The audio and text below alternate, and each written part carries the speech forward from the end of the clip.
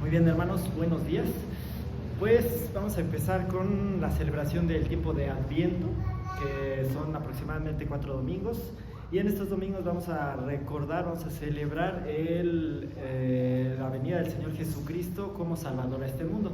Entonces hoy va a ser nuestro primer domingo y para esto quiero leerles el pasaje de Lucas 1, del 26 al 38, que es un pasaje más o menos conocido que habla del ángel Gabriel que llega con María y le da el anuncio que va a nacer Jesús. Bueno, que ella va a concebir a Jesús primeramente. Entonces lo voy a leer y les voy a pedir por favor que mientras yo lo voy leyendo ustedes vayan recreándolo, vayan pensando que el contexto, vayan poniéndole la imaginación en sus pensamientos cómo pudo haber sido ese evento. Entonces voy a empezar.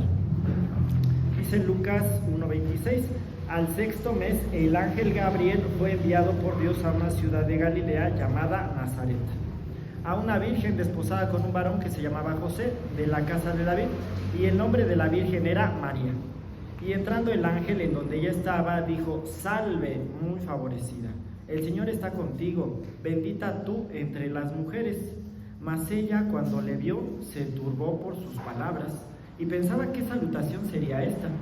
Entonces el ángel le dijo a María: no temas, porque has hallado gracia delante de Dios. Y ahora concebirás en tu vientre, y darás a luz un hijo, y llamarás su nombre Jesús. Este será grande, y será llamado Hijo del Altísimo. Y el Señor Dios le dará el trono de David su padre, y reinará sobre la casa de Jacob para siempre, y su reino no tendrá fin. Entonces María dijo al ángel: ¿cómo será esto? Pues no conozco varón. Respondiendo el ángel le dijo: el Espíritu Santo vendrá sobre ti, y el poder del Altísimo te cubrirá con su sombra, por lo cual también el santo ser que nacerá será llamado Hijo de Dios. Y he aquí tu pariente Elizabeth, ella también ha concebido hijo en su vejez, y este es el sexto mes para ella, la que llamaban estéril, porque nada hay imposible para Dios. Entonces María dijo: he aquí la sierva del Señor, hágase conmigo conforme a tu palabra. Y el ángel se fue de su presencia. Bien, les voy a pedir que cerremos nuestros ojos, nos concentremos y vamos a orar. Vamos a dedicarle este tiempo al Señor Jesucristo. Padre Celestial, te damos gracias. Gracias porque estamos aquí. Gracias porque te tenemos. Gracias, Padre, por el Espíritu Santo y porque nos dijiste que si te pedimos el Espíritu Santo nos lo vas a dar. Que lo das, lo otorgas sin medida. Que el Espíritu Santo nos va a guiar a toda verdad. Nos va a hacer entender tu palabra, nos va a convencer de pecado, de justicia y de juicio. Te pedimos eso, Padre, en nombre del Señor Jesucristo, que esta enseñanza, que esta lectura de tu palabra, que todos estos elementos sirvan para que nuestro corazón se santifique, para que querramos ser tus amigos, para que nos persuadas como lo hiciste con María, para que podamos vivir y experimentar y estar contentos y gozosos de que tu palabra es eficaz, que tu palabra puede transformar nuestros corazones, puede darle vida eterna a la gente que no es salva, que está muerta, y a nosotros que nos has redimido nos puede hacer más cercanos a ti. Te damos gracias porque si pedimos algo conforme a tu voluntad, tú nos oyes, y con esa confianza esperamos que tú vas a actuar a nuestro favor y nos vas a bendecir y nos vas a ayudar, y también recordamos que nuestra relación contigo es irrompible, que somos tus hijos eternamente, para siempre, diario. En tu nombre oramos. Amén. Muy bien. Bueno, pues yo quisiera que nos sintiéramos un poquito en la clase de historia. Tanto que nos gusta la historia. Si quieren, saquen su cuadernito, su pluma. Y miren, les comento que hay dos versículos muy famosos, dos pasajes que hablan acerca del nacimiento de Jesús. Uno es Isaías 7:14, que dice: aquí la Virgen concebirá y dará a luz un hijo. Y otro es un pasaje de Isaías 9, versículos que son del 16, del 9, Isaías 9, 6 y 7. Estos dicen: va a llegar el Mesías, admirable, consejero, Dios fuerte, Padre eterno, príncipe de paz, y lo dilatado de su imperio no tendrá fin. Entonces esos dos pasajes famosos que hablan del nacimiento de Jesús vienen en Isaías. Yo les voy a pedir, los voy a invitar a que hagan una tarea y que lean Isaías capítulos del 7 al 9.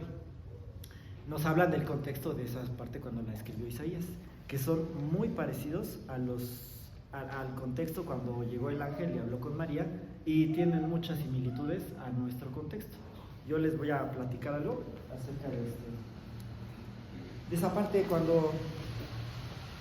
cuando Isaías escribe esta parte, estos versículos. Isaías fue un profeta que tuvo su ministerio. El reino estaba dividido, el reino del pueblo de Dios estaba dividido en dos secciones, una de Israel y otra de Judá.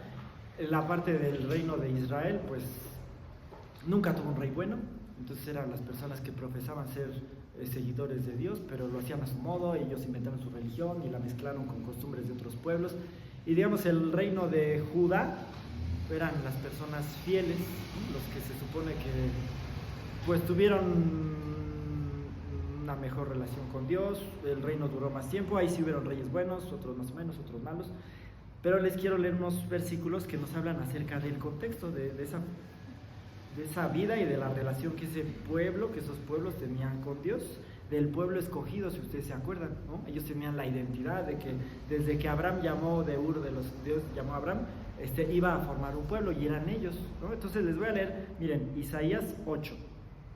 Voy a leer de los versículos 5 al 8, está escribiendo Isaías, y dice: otra vez volvió Jehová a hablarme, diciendo: por cuanto desechó este pueblo las aguas de Siloé, que corren mansamente, y se regocijó con Rezín y con el hijo de Remalías. He aquí, por tanto, el Señor hace subir sobre ellos aguas como ríos, impetuosas y muchas. Esto es al rey de Asiria con todo su poder, el cual subirá sobre todos los ríos y pasará sobre todas las riberas. Y pasando hasta Judá, inundará y pasará adelante y llegará hasta la garganta, y extendiendo sus alas llenará toda la anchura de tu tierra, oh Emmanuel. Bueno, esto es lo que dice Dios a través del profeta Isaías. Dice que el pueblo desecha a Dios. Cuando habla esto de las aguas de Siloé que corren mansamente, está diciendo, mira, el pueblo desechó a Dios, y dice que se recrea con dos personajes que eran perversos.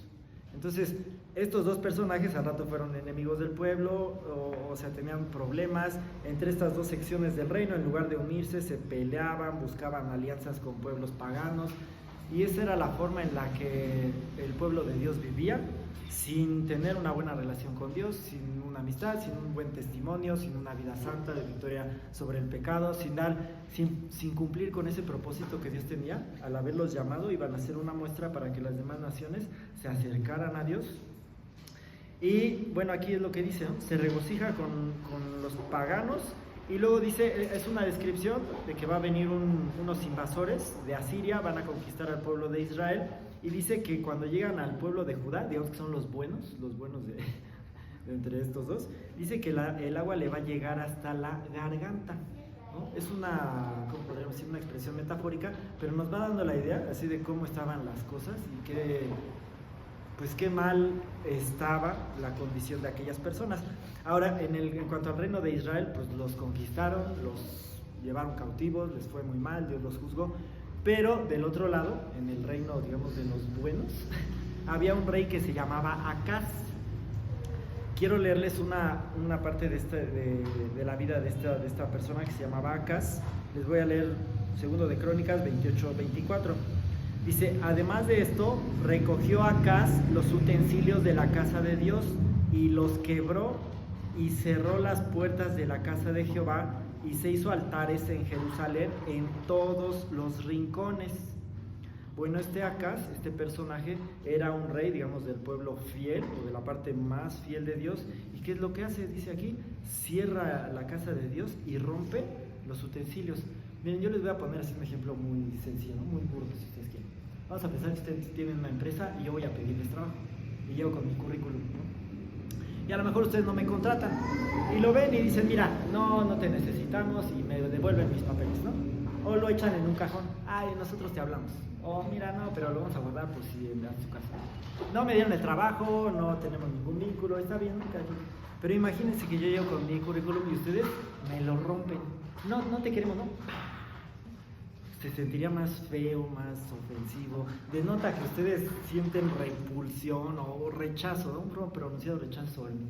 Entonces esto es lo que hace este rey.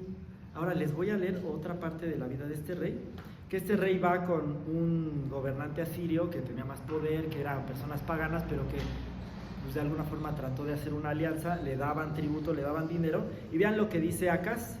Dice: entonces Acaz envió embajadores a Tiglat-Pileser, rey de Asiria, diciendo: yo soy tu siervo y tu hijo, sube y defiéndeme de mano del rey de Siria y de mano del rey de Israel, que se han levantado contra mí.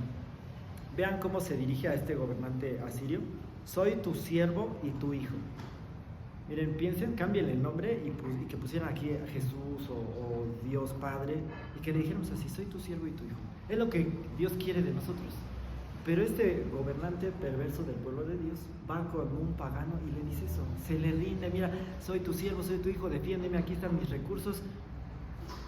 Pues esa era la forma en la que pensaban la mayoría de las personas de aquella época.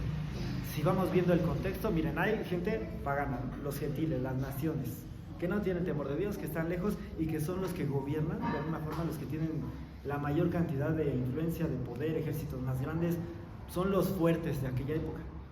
Y luego tenemos dos secciones del pueblo de Dios. Uno, los israelitas, los del reino del norte, que era gente pues cínica, gente que no le hacía ni siquiera el intento de decir que iban a tener una vida santa o que se acercaban a Dios, ya estaban muy mal. Y otras personas que eran igualmente del reino de Judá, igualmente paganos, pero que a lo mejor guardaban un poco, usaban más la gracia común, guardaban más las apariencias, alguno que otro pues sí se esforzaba. Y dentro de ese contexto siempre ha habido un remanente que Dios guarda, que son personas fieles, que son personas que tienen fe, que por la gracia de Dios la relación con Él funciona. Y en medio de eso es cuando Dios, a través del profeta Isaías, en el tiempo del rey Acaz, da ese mensaje. Da el mensaje de que un niño nos es nacido y que una virgen va a tener a luz. Ahora, quiero leerles una parte cuando en Isaías 7:13, Dios va a dar ese mensaje, esa profecía que va a tener un cumplimiento de aquella época. Y les quiero leer una parte, Isaías 7, voy a leer del versículo 11 al 13, porque dice algo que es descriptivo, es muy importante, es una muy buena enseñanza para nosotros. Dice este versículo, Isaías 7, empieza desde el 11. Isaías le dice a este rey perverso: pide para ti señal de Jehová tu Dios, demandándola sea de abajo en lo profundo o de arriba en lo alto. Y respondió Acaz: no pediré y no tentaré a Jehová. Entonces dijo Isaías: oíd ahora, oh casa de David, os es poco el ser molestos a los hombres, sino que también lo seáis a mi Dios. Por tanto el Señor mismo os dará señal: he aquí que la Virgen concebirá y dará a luz un hijo y llamará su nombre Emmanuel. Y continúa la descripción. Ahora yo quiero que hagamos un ejercicio rápidamente. Ahí en sus, no se paren, ¿no? Ahí en sus, piensen en una persona que ustedes conozcan, que diga que es cristiana, pero que su cristianismo no funciona, que está mal. No lo odien, no se lleven culpa, no piensen: ay, pues soy yo mismo. Ahora piensen de esa persona, recuerden, y vean qué opina su prójimo de esa persona. Pensemos, es lo más seguro es que esa persona no le cae bien a la gente de alrededor. Es casi un hecho. ¿Por qué es grave? ¿Por qué es grave que nuestra relación con Dios, si no es buena, qué pasa si yo no doy un buen testimonio, si mi relación con Dios es mala, si yo digo, bueno, pues voy a tratar de ser medio santo, pero también mundano, para tener buenas relaciones con el mundo, para llevarme bien? Pues esa persona no está cumpliendo el plan de Dios, no tiene ese diseño, no está siguiendo ese diseño de gente apartada, y aparte de que desprestigia a Dios, dice un versículo: el nombre de Dios es blasfemado entre los impíos por esos malos testimonios. Aparte, las personas no pueden acercarse a Dios. Esa persona no es un canal, no es un conducto, no es un instrumento de Dios para acercarse, sino que la gente, al observar esa vida, pues se alejan, y cada quien tiene su responsabilidad, pero en lugar de ser un instrumento para bendecir a los demás, se alejan. Entonces es lo que pasaba con Acaz. Acaz, aparte de que era molesto a los hombres, era molesto a Dios. Pero en medio de ese momento, de ese contexto, dejemos la clase de historia, pasemos ahora al tiempo del Señor Jesús.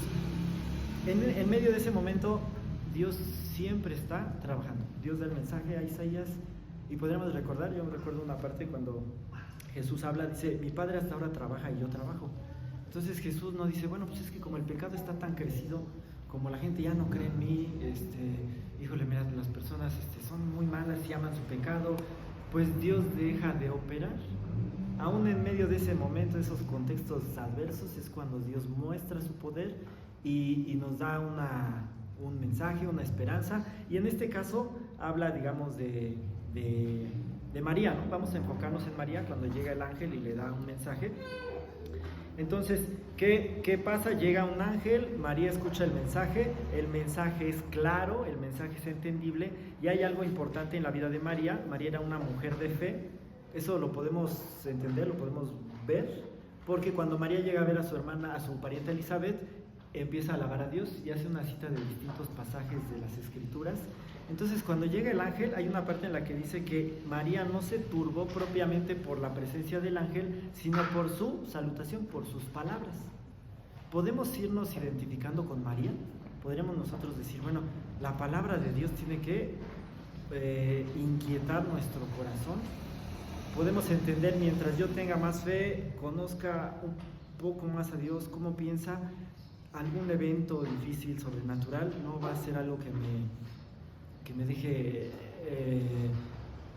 quieto, que me paralice, que me haga perder los estribos. No, ella, podríamos pensar, tal vez es una inferencia, si ella conocía las Escrituras, que sabía que los ángeles habían anunciado el nacimiento de personas, de niños antes, como fue en el caso de Sansón, que llega un ángel, en el caso de Isaac, cuando el ángel de Jehová llega a visitar a Abraham. Entonces dice, bueno, pues no es algo inusitado, ¿no? Que llegue un ángel que avise que va a haber un nacimiento, digamos lo relevante, lo que es extra, más sobrenatural en este caso, que el ángel le dice, vas a concebir de una forma sobrenatural, vas a tener un nacimiento virginal, y aparte la persona que se va a gestar en su vientre es Dios hecho hombre, Dios encarnado, ¿no? Ese Mesías que han esperado, que bueno, ese es el que tú vas a ser mamá de ese Mesías. Ahora, cuando ella platica con el ángel, le dice, ¿y cómo va a ser esto? Entonces nosotros vemos que Dios recibe nuestras dudas, que con esa buena actitud Dios no dice, pues te callas y así le haces. Y la intención de Dios es convencernos, es persuadirnos. Y después de que Dios a través del ángel Gabriel le dice, mira, el Altísimo te cubrirá. Miren, por ejemplo, esta expresión dice, la sombra del Altísimo te cubrirá. Es una referencia al Antiguo Testamento, cuando el pueblo iba en el libro de Éxodo y la nube los iba guiando en un entorno hostil, difícil, feo, les iba dando cuidado, los protegía, les hacía ver que Dios estaba presente con ellos.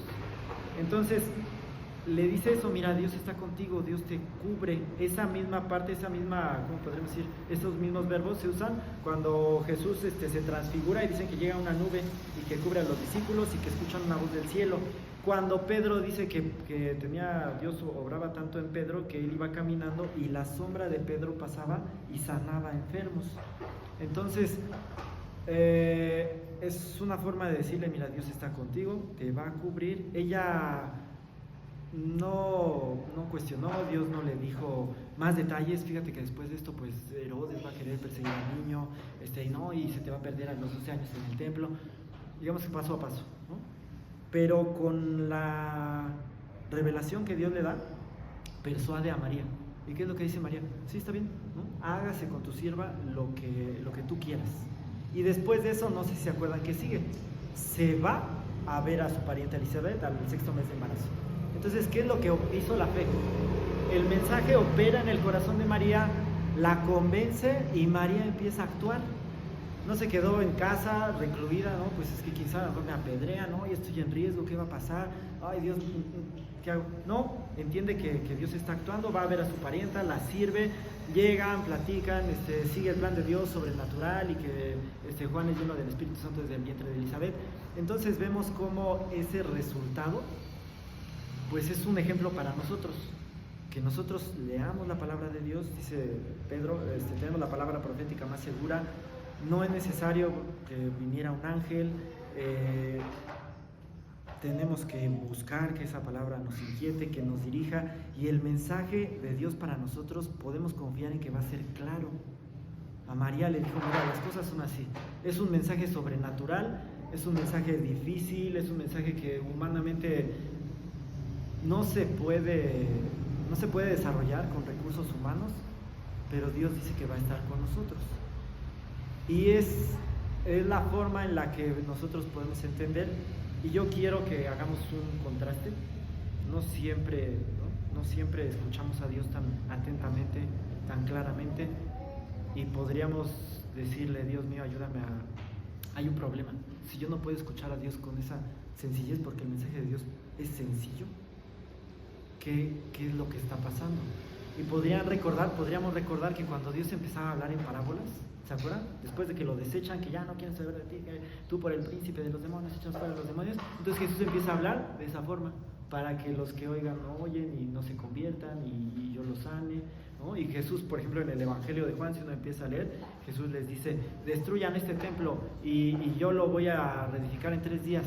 Entonces, cuando Jesús hablaba de esa forma, que las personas quedaban así, es porque era gente que era su enemiga, gente que no estaba dispuesta a escuchar, que nada más le preguntaban, pero no querían ser persuadidos, y tal vez eso pudiera pasar con nosotros, ¿no? Si yo de antemano ya no quiero escuchar a Dios, y digo, no, pues a ver si me conviene, pero es que es muy riesgoso, oye, pero es que ¿cómo me dices esto, no? O sea, María pues expuso su integridad. Miren, quiero leerles un versículo de Isaías 51, dice Isaías 51:7, oídme los que conocéis justicia, pueblo en cuyo corazón está mi ley, no temáis afrenta de hombre, ni desmayéis por sus ultrajes.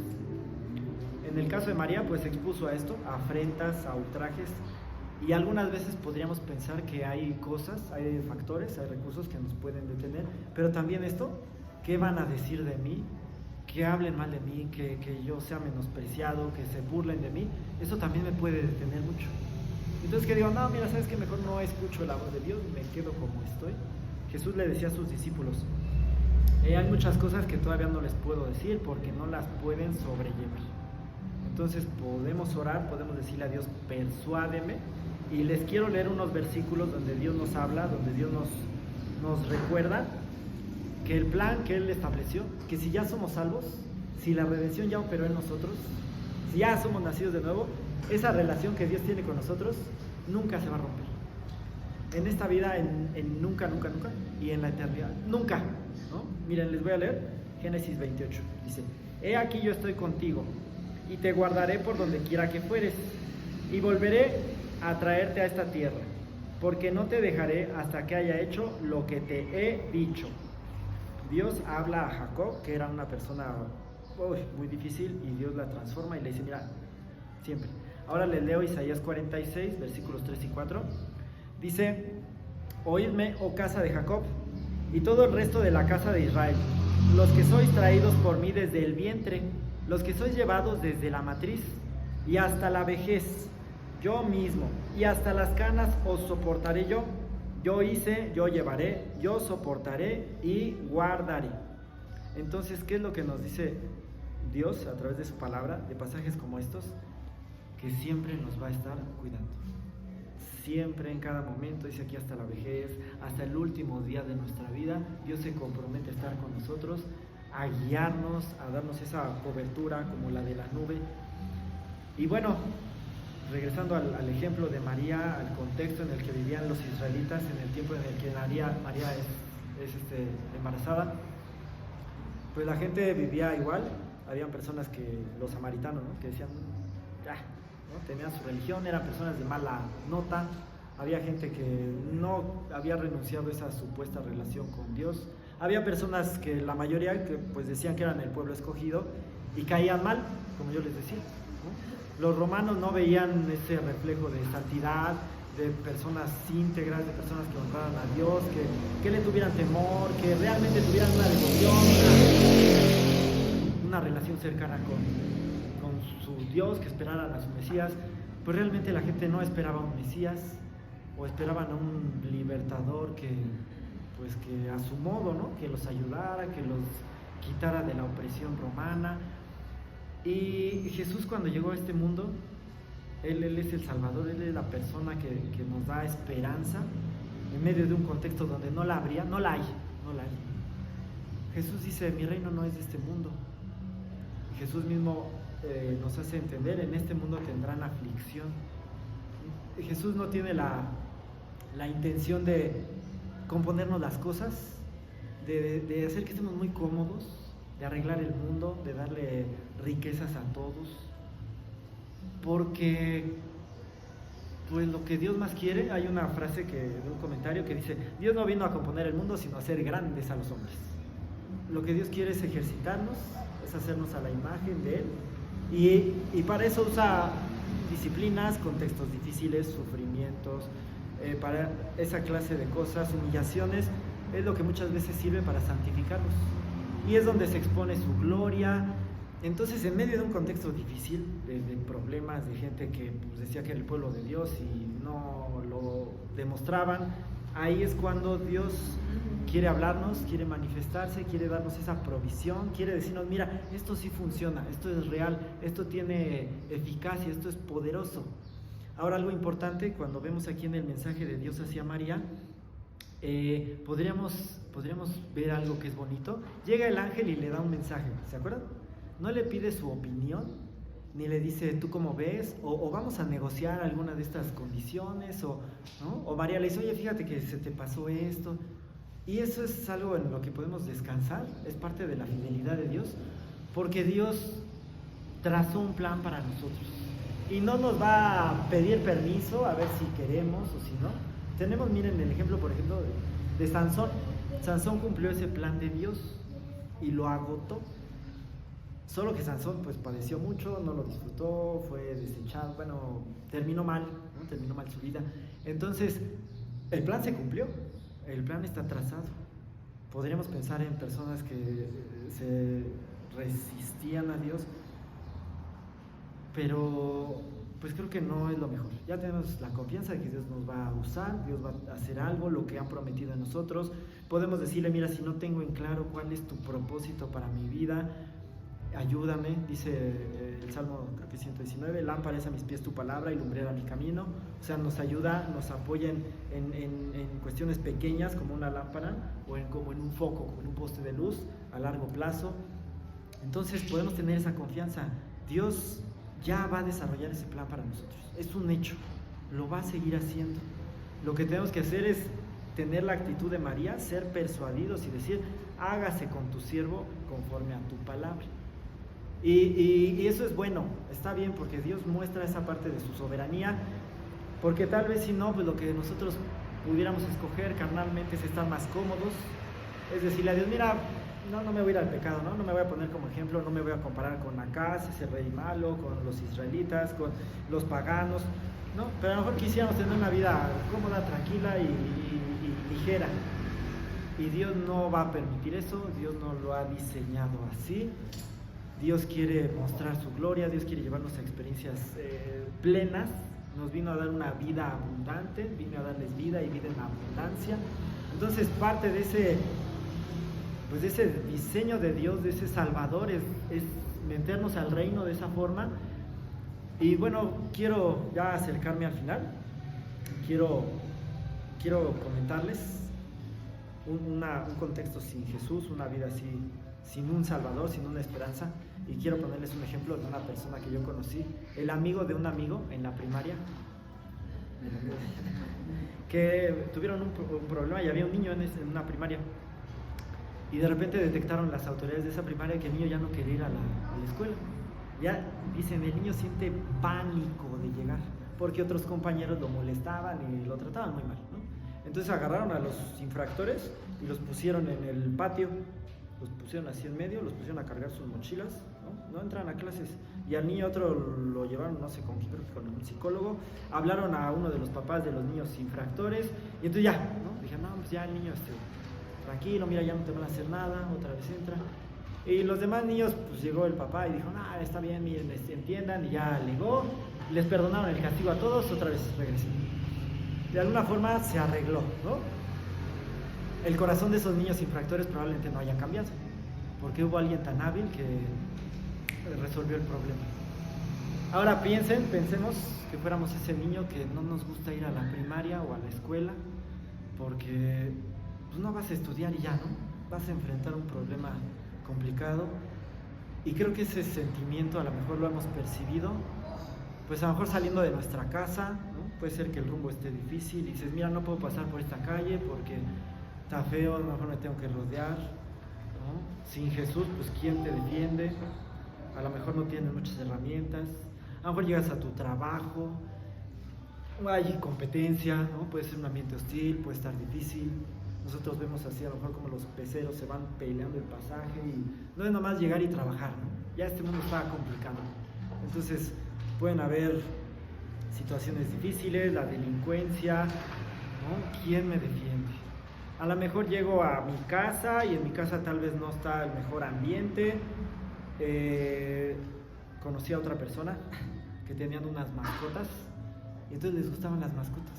Y decía una persona de esa familia, decía, es que me gustan estas mascotas porque sirven como una vía de escape, porque los problemas se aligeran. Y entonces en lugar de empezar a discutir, ay, es que le faltan croquetas al perro, ay, yo ya le enseñé a dar la patita, ¿no? Porque había tantos problemas, discusiones, un ambiente difícil que tener mascotas era un recurso, ¿no? Entonces llegar a un lugar donde está complicado el ambiente y en cada espacio donde yo pueda estar, la escuela, el trabajo, la calle, hay esta situación de dificultad, de desesperanza, de que las cosas son difíciles, pero dentro de un poco van a ser más difíciles, porque muchas veces es así, dices, oye, pues ahora, ¿por qué estas leyes más complicadas? Si antes estaba difícil, ahora le pones algo más y a lo mejor el tráfico ya estaba feo, pues ya ahora te pusieron un semáforo y a lo mejor el pavimento ya está otra vez más difícil y entonces ya hay una marcha, pues mañana a lo mejor se pone más difícil. Entonces fuera de Jesús, ¿qué esperanza habría? ¿Qué esperanza puede tener alguien, puede tener una persona, nosotros mismos si enfrentamos situaciones complicadas en el ejercicio de nuestra fe? ¿Qué esperanza tenemos si nos alejamos de Jesús? Entonces lo que hace Jesús en medio de situaciones complicadas es dar un mensaje de esperanza, ¿no? Decir, mira, el Salvador nos viene a dar salvación, ¿no? En el caso de gente que no tiene a Jesucristo, que no se ha rendido a Él, bueno, Jesús dice, hablan acerca de un Salvador, después en Isaías dice que su reino no tendrá fin, antes de que Jesús se muestre como un rey, como el rey que va a destruir a sus enemigos y los va a mandar al lago de fuego toda la eternidad, y antes de que se muestre como alguien que no tiene quien sea su rival, pues ahorita se muestra como un Salvador. Podemos orar, podemos reflexionar y decirle a Jesús, ayúdame. Si somos salvos es un Salvador oportuno para cada día, para cada momento, en situaciones donde hayan complicaciones, donde veamos que el mundo puede ser retador, hostil, como sea, ¿no? Jesús siempre está con nosotros y Jesús nos dice, ¿te puedo brindar la salvación? Jesús nos da instrucciones a través de su palabra, Jesús nos dice que Él está con nosotros todos los días hasta el fin del mundo y probablemente las instrucciones que nos da puedan ser desafiantes, pero ¿qué tenemos que hacer? Decirle que la obra del Espíritu Santo opere en nosotros y que le digamos a Jesús, hágase con tu siervo conforme a tu palabra. Entonces vamos a cerrar nuestros ojos, vamos a orar. Padre Santo, te damos gracias por tu palabra. Gracias porque te muestras como un Salvador, Jesús bueno, como alguien que experimentaste todas las tentaciones, que padeciste todo, pero no pecaste. Que el pecado no te venció, que el diablo no te venció, que el mundo, que el contexto opresor no te venció, que tú por amor a tu Padre, a ti mismo, a nosotros, decidiste, siendo rico, hacerte pobre, que decidiste venir y dar tu vida en una muerte y muerte de cruz, que decidiste mostrarnos que tu amor no solamente son palabras, sino una obra eficaz, poderosa para darle vida a los muertos, poderosa para transformar de pecadores a santos. Te damos gracias porque es emotivo tu mensaje y es real y es poderoso y nos ha cambiado la vida. Te damos gracias porque ya es una realidad y podríamos hacer una reflexión en esa gente como el pueblo de Judá o como el pueblo de Israel, que profesaban ser seguidores tuyos, pero su relación no servía. Gracias porque nos rescataste de una vana manera de vivir y te suplicamos que la obra del Espíritu Santo sea real en nuestro corazón, que podamos estar persuadidos y podamos decirte: hágase con nosotros conforme a tu palabra. Te damos gracias por ese ejemplo de María, que después de que fue persuadida por ti, se levantó y se fue a servir y se fue a continuar con el plan que habías trazado para ella, y la capacitaste para ver cómo su hijo murió en una cruz, murió para pagar por los pecados de todos, enfrentó situaciones complicadas y es un ejemplo. Podríamos recordar, Señor, te damos gracias por las palabras de ese ángel que le dice: salve, regocíjate, muy favorecida. Es la descripción que tú das a tu iglesia. Regocijémonos, otra vez dices tú, otra vez les digo, regocíjense. Te damos gracias porque nos amas, porque nos hiciste aceptos en el amado, porque decidiste brindarnos esa gracia e incluirnos en tu familia y adoptarnos y rescatarnos de una vida de pecado. Te suplicamos que lo hagas en las personas que no son salvas. Si tú no tienes esa convicción de Jesús en tu corazón, Él ahora se presenta delante de ti como un Salvador, como esa esperanza en medio de un mundo imposible, un mundo que destruye, un mundo que va a acabar con las personas, un mundo de pecado. Te damos gracias porque está tu palabra, y si no tienes a Jesús, yo te invito a que tú le digas eso, le digas: hágase contigo, conmigo, con tu siervo, conforme tu palabra. Dale gracias a esas personas que han de rendir su vida a ti. El decirlo implica abandonarse y enfrentar tal vez la consecuencia propia del pecado, pero tú eres misericordioso. En tu nombre oramos, Salvador bueno. En tu nombre oramos y esperamos tu salvación cotidiana, y te damos gracias porque eres fiel. Amén.